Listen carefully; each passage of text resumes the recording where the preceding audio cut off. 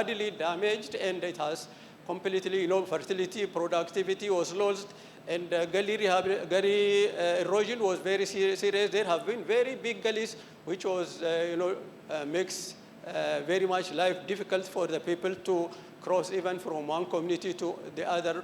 So this was closed from livestock interference and treated with massive soil and water conservation measures that gradually restored the productivity of degraded lands.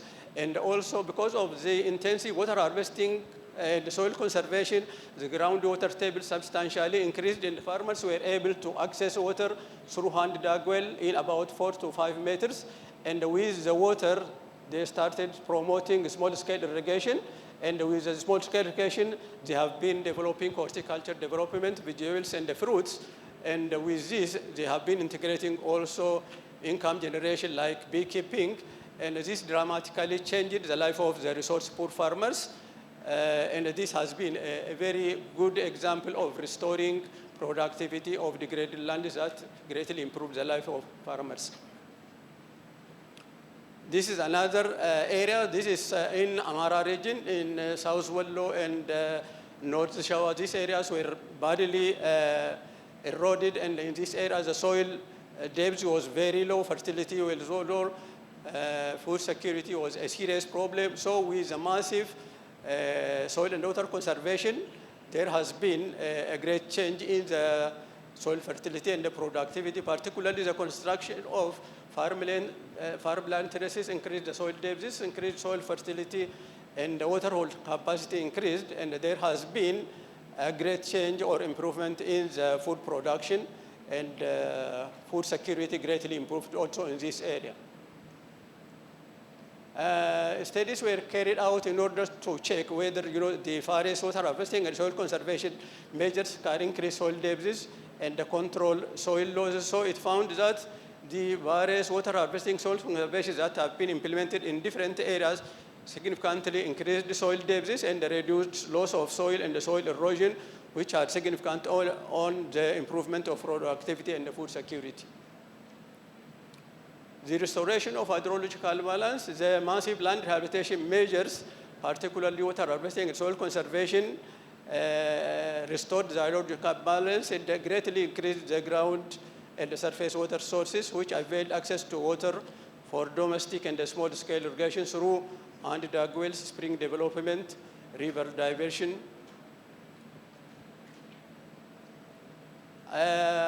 The development of school-scale irrigation completely changed the working culture of the farmers. Under rainfall condition, farmers are only partly engaged in agricultural activities. They are probably engaged for about 5-6 months under rainfall conditions. So their land and the family labor is almost idle for most of the year, but the introduction of small-scale irrigation made them very much productive and changed their lives.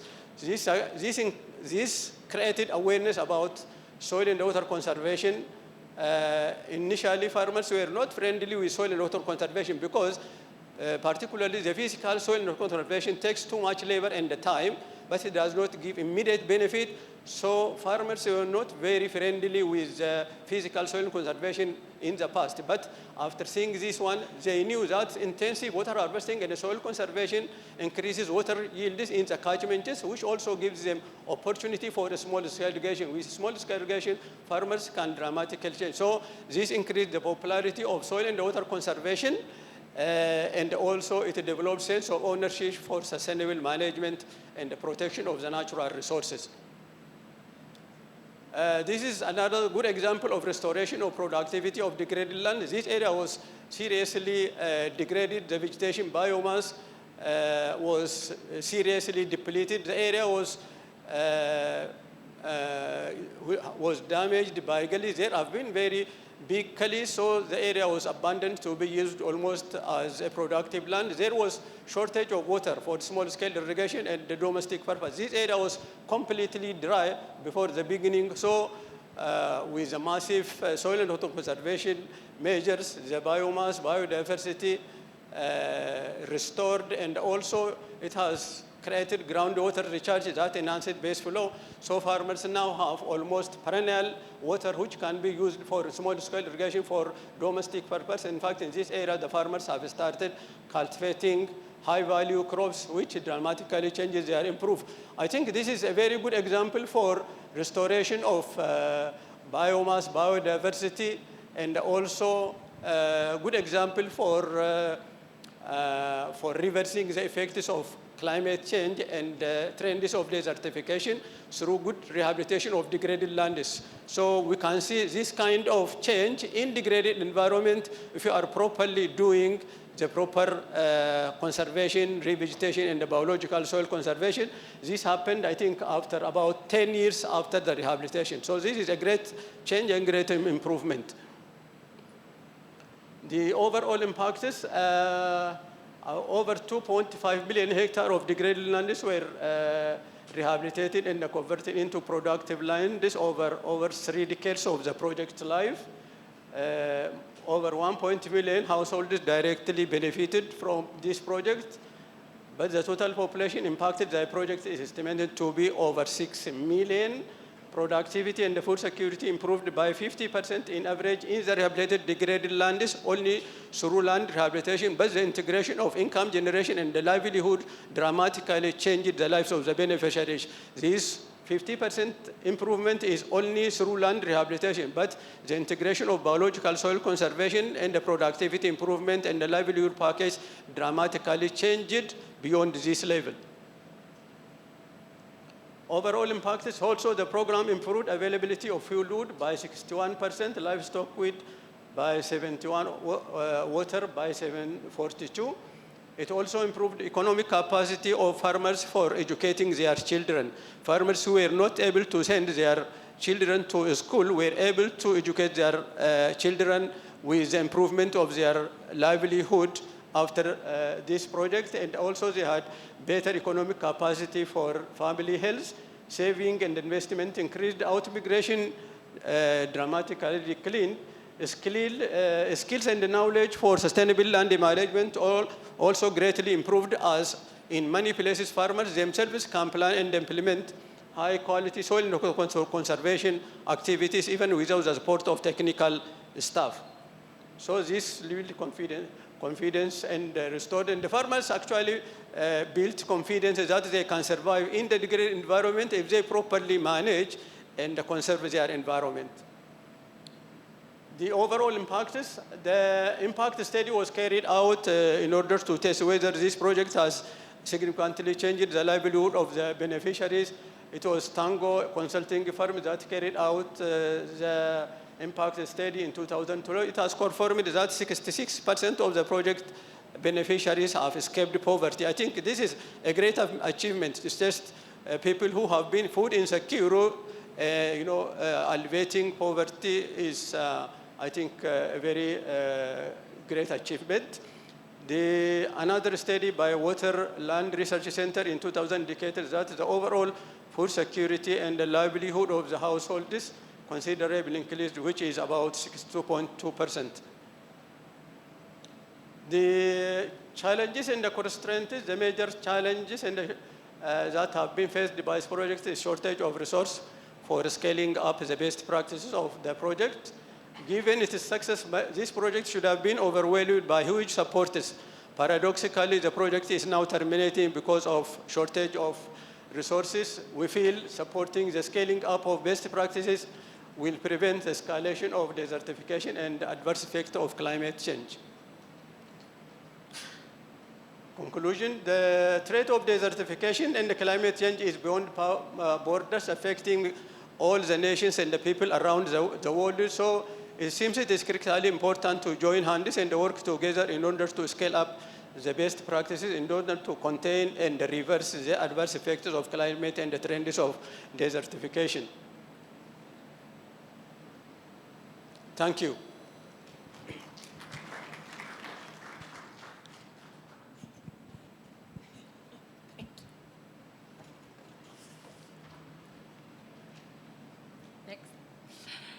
Thank you, Betru Nedesa Bayen, for this presentation of the Merit Project of Ministry of Agriculture of Ethiopia, who won the first prize this year. So now, et désolé pour le délai aussi avec la traduction simultanée, j'espère que maintenant tout est beau, mais vous êtes chanceux, la prochaine partie sera en français. Alors, maintenant, permettez-moi d'accueillir M. Mathieu Ouedraogo, fondateur et président de Réseau MARP au Burkina Faso. Donc, bon, venez-vous-en, parce qu'on vous applaudit déjà, donc bon, voilà, OK. Donc, sa dédication dans la restauration des terres lui a valu le 2e prix cette année du Land for Life Award pour 2019. Et donc, on a un petit vidéo peut-être qui va jouer juste pour introduire le travail de M. Ouedraogo avant qu'on poursuive. You can try to play.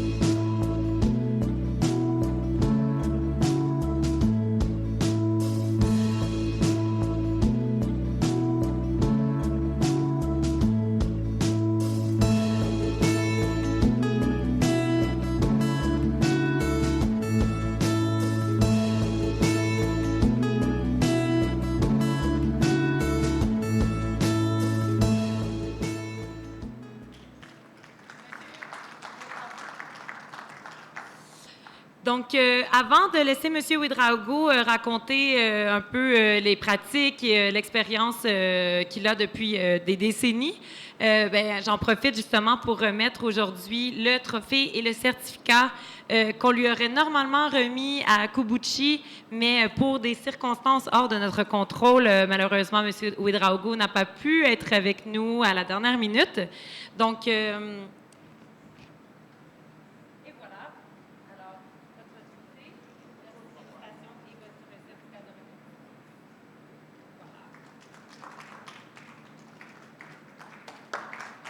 il y a une bonne main d'applaudissements.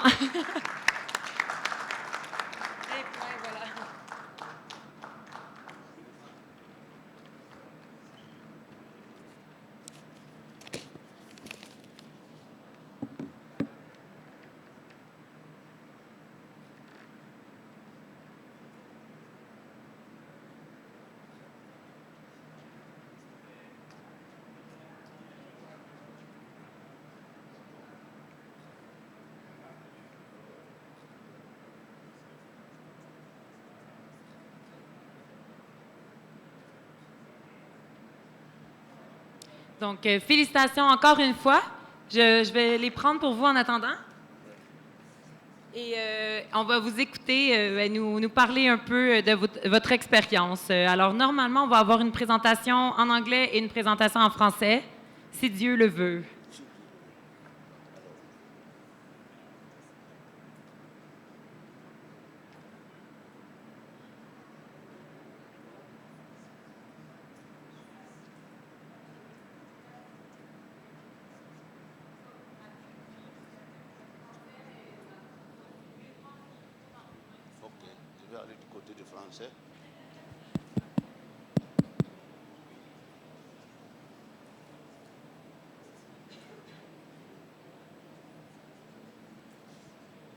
Alors,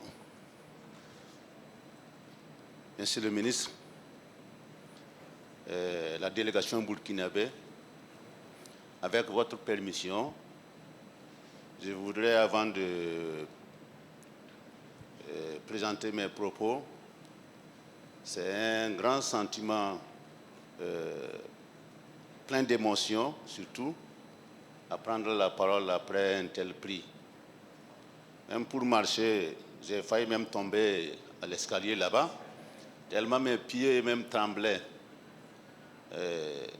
Ne soyez pas étonnés si ma voix aussi tremble, parce que c'est une grande satisfaction d'après plus d'une quarantaine d'œuvres sur le terrain et qu'on vienne aujourd'hui te donner une récompense par rapport, comprenez-moi que c'est vraiment très émotionnel. Mes mots aussi, je les cherche avant de les dire, tellement ma gorge est nouée. Monsieur le ministre, surtout, m'a fait honneur d'être présent à cette remise. Je suis très comblé. Je suis une personne très comblée aujourd'hui. Bon, je ne sais pas ce qu'il faut dire. C'est une joie qui me dépasse. Alors, revenant à mes propos, c'est une situation que je dirais dramatique qu'on a vécue et qu'à travers cette situation, les gens, hommes et femmes, jeunes, se sont mis à changer la situation dramatique auquel ils vivaient dans le temps. Suite aux années de sécheresse de 70, 72, etc., je vais parler de la zone nord du Burkina, actuellement la région du Nord. C'était une époque où vraiment on n'avait pas beaucoup d'espoir. L'espoir était vraiment pas permis. Vous imaginez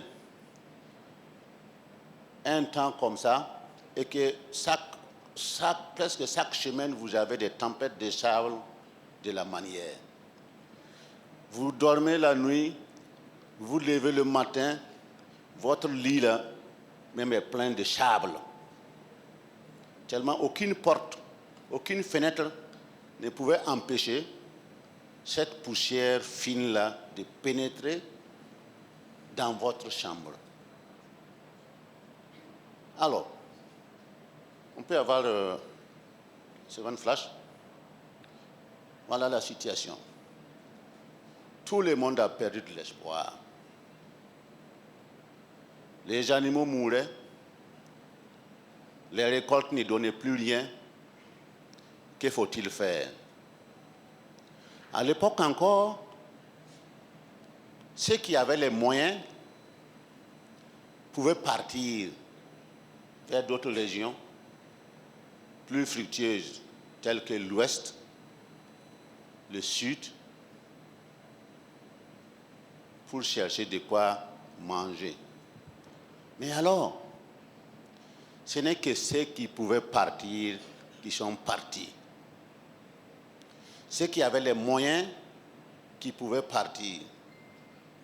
Ceux qui n'avaient pas les moyens à l'époque ne pouvaient pas partir, alors sont voués à la souffrance, à la faim, à la famine. C'est-à-dire, ils avaient les dos tournés au mur. Okay? Alors, avant le projet en question, l'État burkinabé, à l'époque, le ministère de Développement rural, qui était composé d'actuels ministères, ministre de l'Environnement, ministère de l'Agriculture, le ministère des Ressources animales, tous faisaient le ministère de Développement rural. À l'époque, ils avaient perçu le mal dès le lendemain de l'indépendance, c'est-à-dire vers 1960. Et ils avaient à l'époque élaboré un très grand projet dénommé GRS, le groupement européen de restauration des eaux et des sols, animé par les eaux et forêts, qui sont venus au nord, parce que le mal était pressenti là-bas, investir. À l'époque, ils ont aménagé près de 62 000 hectares pour prévenir le mal. Mais hélas, le mal était perçu par les techniciens, mais pas par les communautés. Donc tout ce qu'ils ont investi, la population s'est rendue compte que non, ils barraient l'eau, l'eau ne coulait plus, donc ça inondait leur culture. Qu'est-ce qu'ils ont fait? Ils ont cassé ces diguettes-là. Et ça a même provoqué davantage l'érosion qu'on voulait éviter. Alors, ayant le dos tourné au mur, qu'est-ce qu'il faut faire? Oxfam, à l'époque, a dit, bon, écoutez, il y a une technologie qui est développée en Israël et qui pouvait nous être utile. Donc, ils sont allés nous chercher la documentation et tout. Et on a commencé à chercher, à faire des recherches, actions avec les paysans pour voir comment nous allons faire pour restaurer les eaux et les sols à profit de l'arbre. Vous voyez? Donc, on a commencé à faire des micro-parcelles auxquelles on faisait le plus bas de la parcelle un bassin, un mini-bassin, qu'on plantait l'arbre. Et on avait près d'une vingtaine de sites expérimentaux dans plusieurs villages. Et notre but, c'était comment faire maintenant pour produire davantage, pour planter davantage des arbres. Mais à chaque fois, nous faisons des évaluations avec les paysans. On faisait des programmations avec les paysans. C'est alors que, à chaque fois qu'on se réunit, on se rend compte que le nombre de pieds qu'on a plantés, quand on évalue, on a à moins de 20-30% de succès. Une des saisons, c'est-à-dire dans les années 81, à l'évaluation, on s'est rendu compte que les micro-bassins que nous avons faits et qu'on a planté les arbres, il y a eu des semences de sorgho et de mil qui ont poussé là-bas et qui, ayant bénéficié le fumier, ont émergé et ont produit plusieurs épis. Bon, mais nous ne voyons pas ça. Nous, on regardait l'arbre qui est au plus bas là.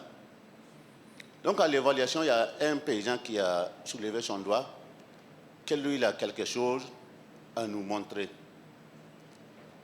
Qu'ensemble, hier soir, ils se sont réunis et ils ont constaté quelque chose.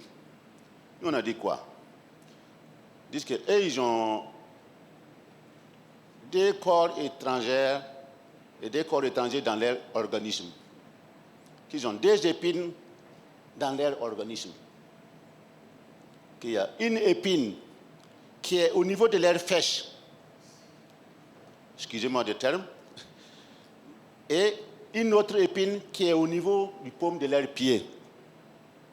Alors, ils vont nous demander de les aider à extraire l'épine qui est dans leur fèche là, pour les permettre de s'asseoir et attraper les pieds pour extraire la seconde épine. Cela voudrait dire quoi? Que leur problème, leur épine là, c'est la faim, c'est la soif. Et ils voulaient nous demander de les aider à avoir à manger. Et pour s'asseoir et s'occuper de l'arbre en question que nous les demandons de planter là. Sinon, eux-mêmes, ils vont fuir et laisser les arbres là, et les arbres là aussi vont mourir. À l'époque, tout le monde était parti, comme je le disais tantôt, et dans certains villages, plus d'un tiers des populations là sont parties.